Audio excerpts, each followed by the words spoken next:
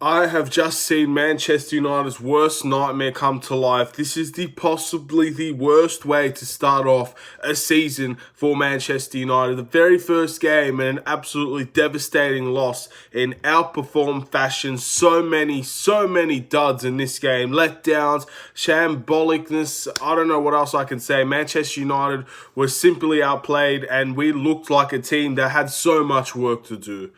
What's up, everybody? It's the Aidan Sports Show. Welcome back to another video. Today is the Manchester United versus Crystal Palace 1-3 match reaction, player ratings as well. We go through all the team. We talk about how crap this team was today, and we give our ratings on based on what I believe who played well and who didn't. And there were a bunch of people, in my opinion, that really dropped the ball today. Whether it's not being involved enough or whether it's plain and simply just being absolutely idiots. And in the end, there's a lot to discuss.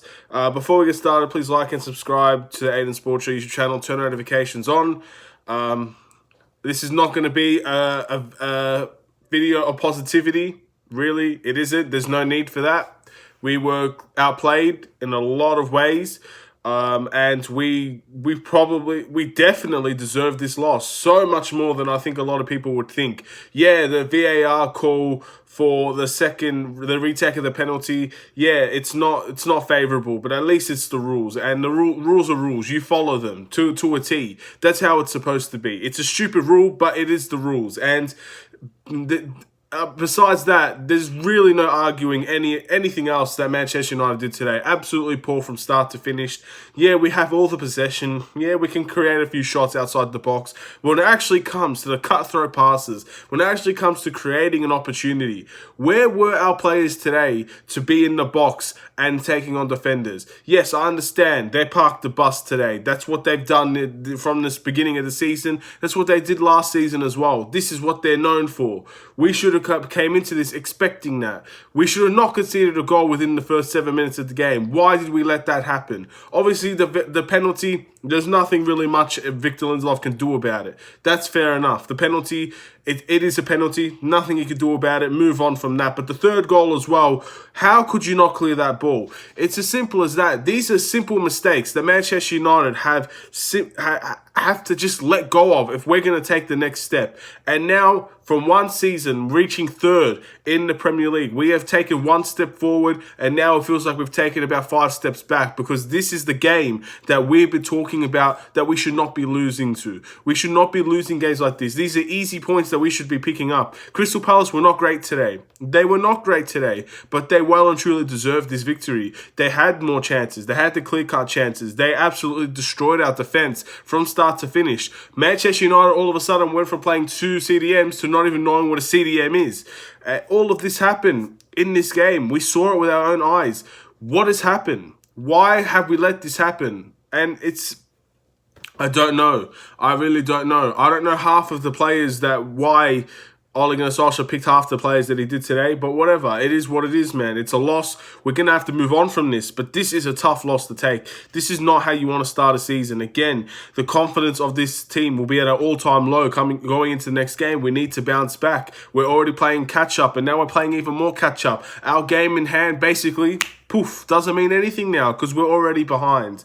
So it just sucks. It really does suck, and we're going to have to... This is the type of game where we're going to have to make up for it. We're going to have to beat a Man City. We're going to have to beat a Liverpool, a Chelsea, an Arsenal, or Tottenham convincingly just for us to even forget about this game ever happening. And I could guarantee you, if we end up not finishing where we're supposed to finish, whether that's third or fourth, we're going to be looking at this game from the very beginning of the season as the reason why. Anyway, we'll move on. We'll go to the player ratings. Look, honestly, when you're talking about possession-based football, we were good based on possession, but there were no chances. And a lot of players are going to get stick for this game. Expect a lot of below-average scores. I'm not going to hold back now.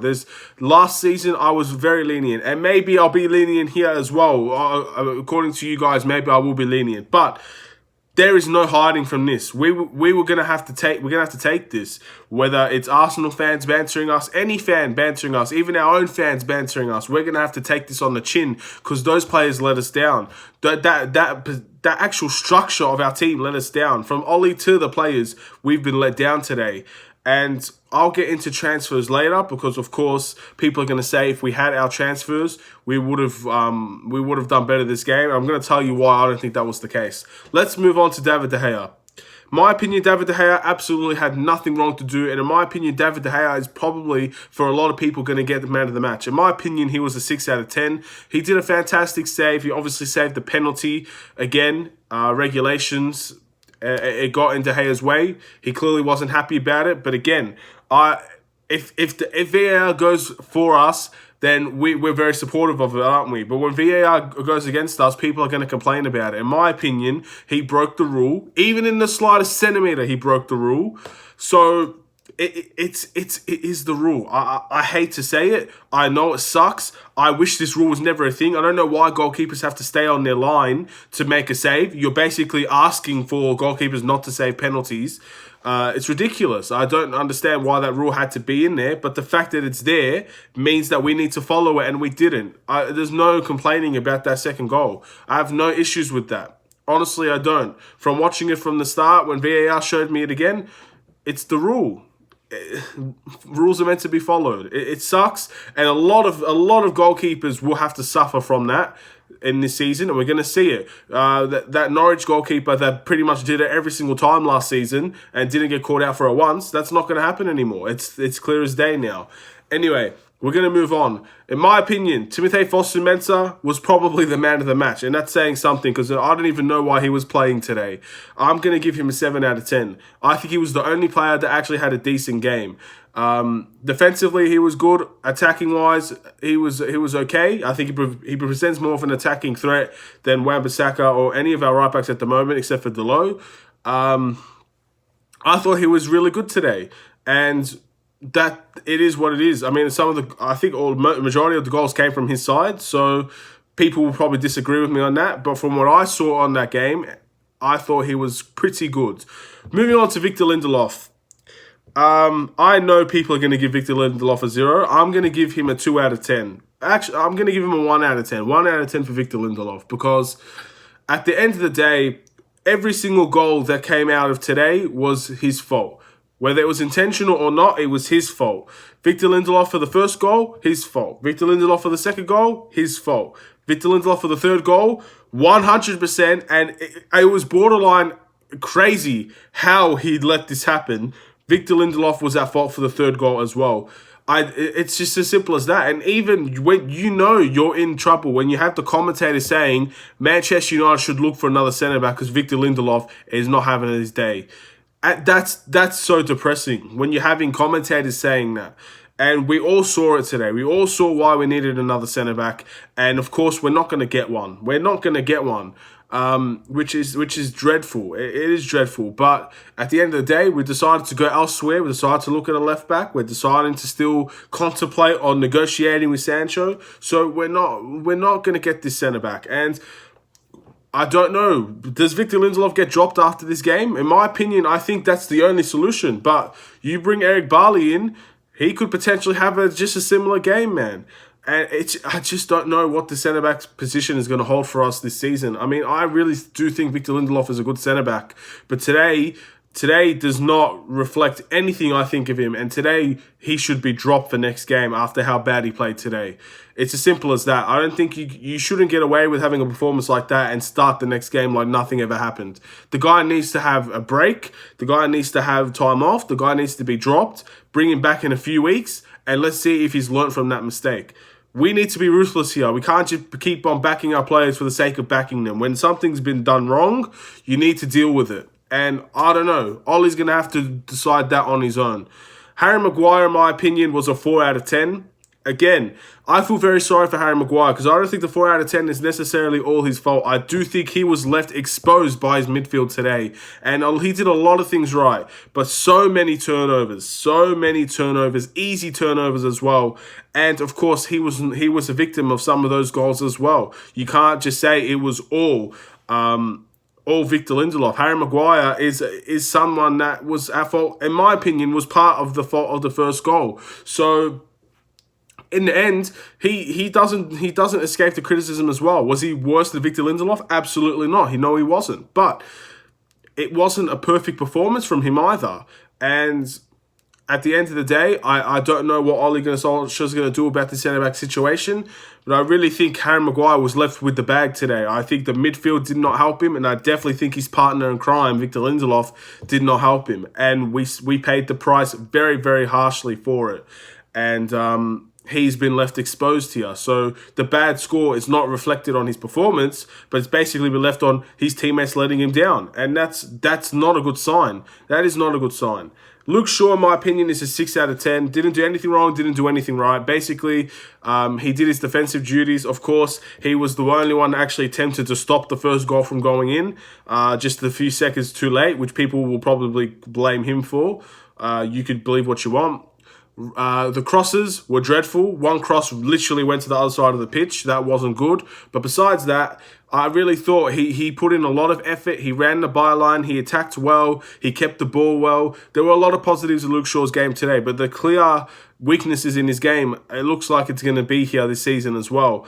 And I think people are going to really have enough of him. And I really think he's a good left back. And I don't think left backs are going to be the ones to at least for Manchester United, because I don't think any of our fullbacks can do it, can whip in a ball. No, I don't think anybody could do it. I mean, Fosu Mensah tried, Luke Shaw tried, Brandon Williams is not even playing on the right position. Diogo Dalot is probably the only one, but he doesn't really defend well. So we're going to need to really look at this fullback position as well. Maybe Alex Telles is a must for Manchester United to bring us something different.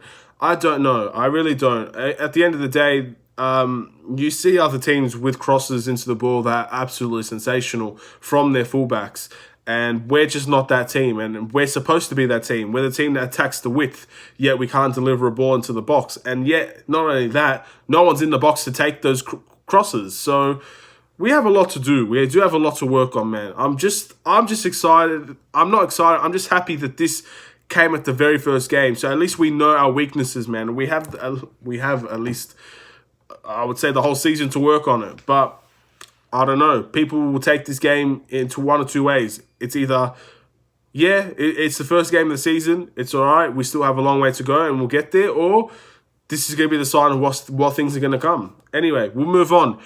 Scott McTominay. In my opinion, Scott McTominay was a 4 out of 10.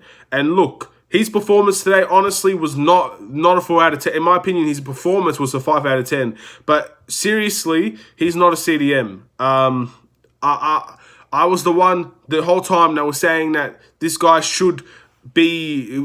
has elements of being a CDM in him, and I will never go away from that comment. But at the moment, playing him as the starting CDM over a bunch of players that probably should have been there first was a poor choice. Now, I don't know what's wrong with Matic. I don't know what's wrong with Fred. I didn't even check the bench to see if they were there. I don't know what happened to those players, but they should have played over Scott McTominay. I'm sorry. It's just the way that it is.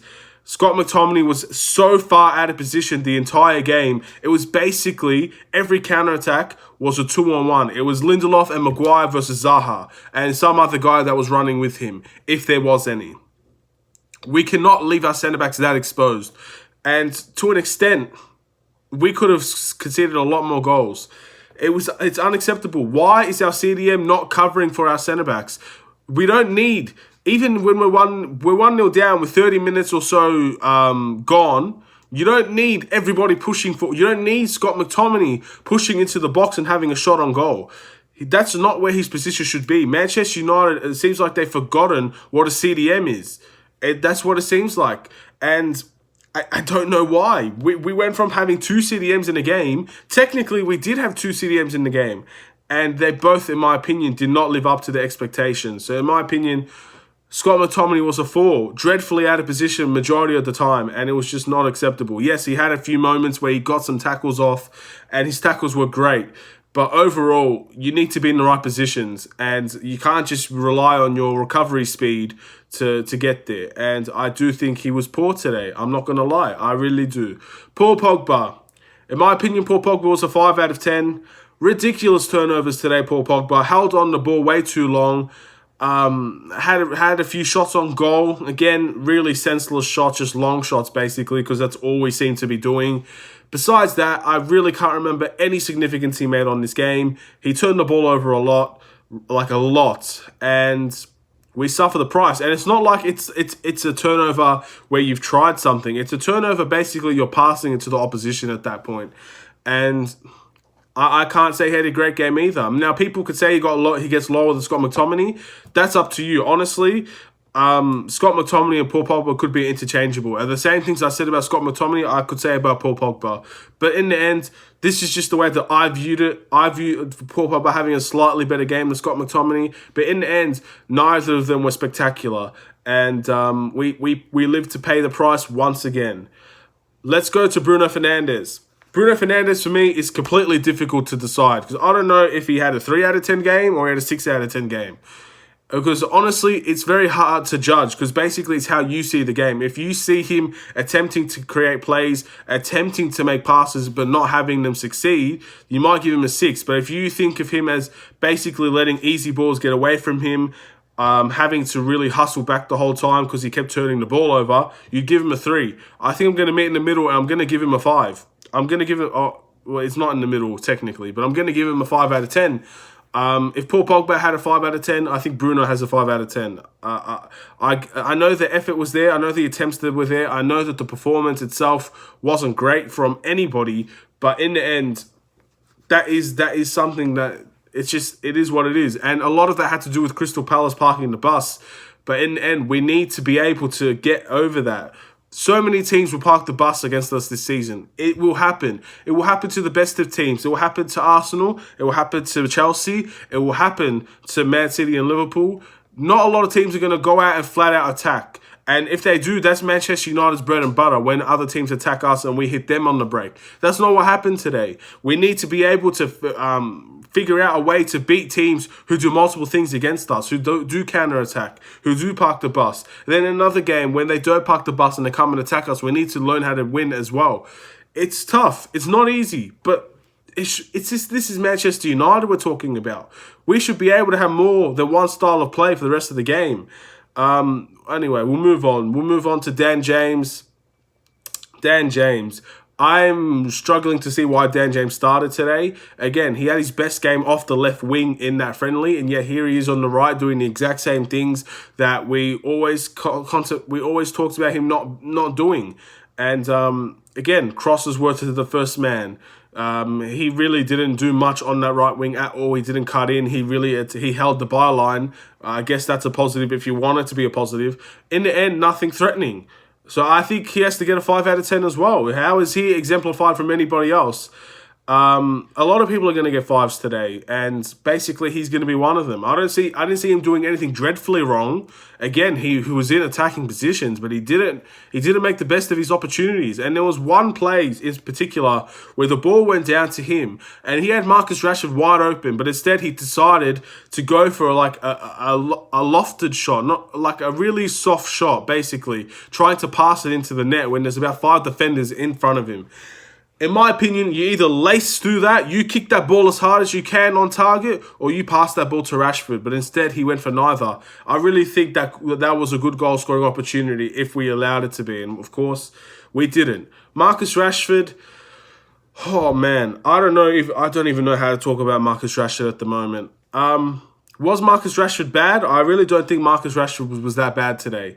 Again, I really think he plays better with Luke Shaw with him. I think that's a given. He was in attacking positions today. Again, the shots on goal was not present. The crosses weren't really present from him either. Again, he knows how to dribble, but I do think he gets a 5 out of 10 out as well. This whole team is going to crumble down, and no one's going to get really, except for maybe Fosu, Mensah, Luke Shaw, no one's going to get a 6 out of 10 here. Because Martial gets a 5 out of 10 as well. Both Rashford and Martial get a 5 out of 10.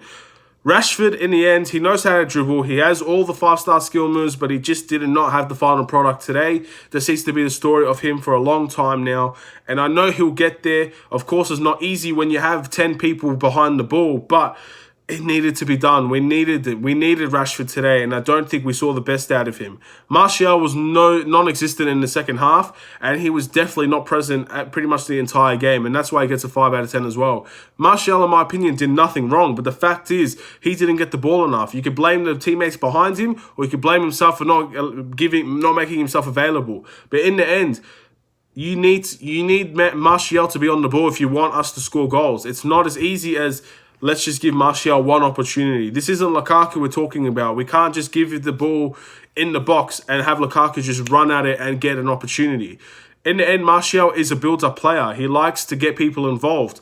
If he's not involved in the game, then a lot of our attackers won't be involved in this game. And that's exactly what happened, man. So in the end, Martial gets a 5 as well. Is it his own fault? I don't think, not necessarily, but you can't say it's all the teammates behind him's fault either. Everybody has to take responsibility for this game. Every single person, even the man of the match, in my opinion, Fosu Mensah, would have to take responsibility for this game because this should not have happened. This should never happen, and it's happened. We'll move on to the bench, and the only positive thing about the bench, man. We'll move. Let's keep the goal scorer till last.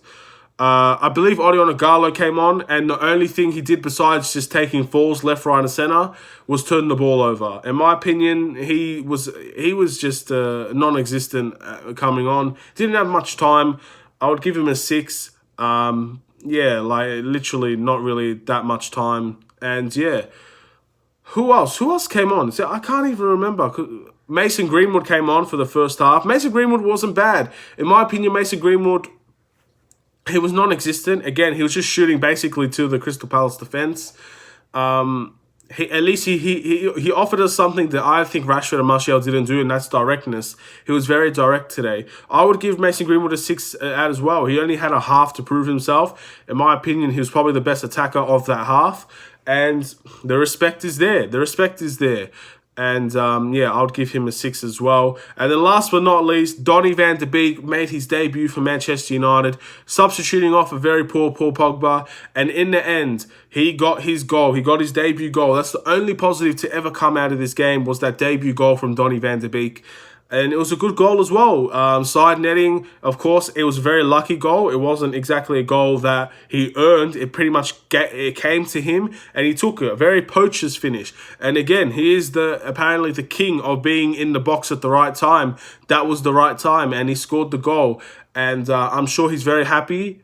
Of course, I would be happy if I scored, even in a losing effort, for my first goal at Old Trafford in my first official Premier League game, and he scores.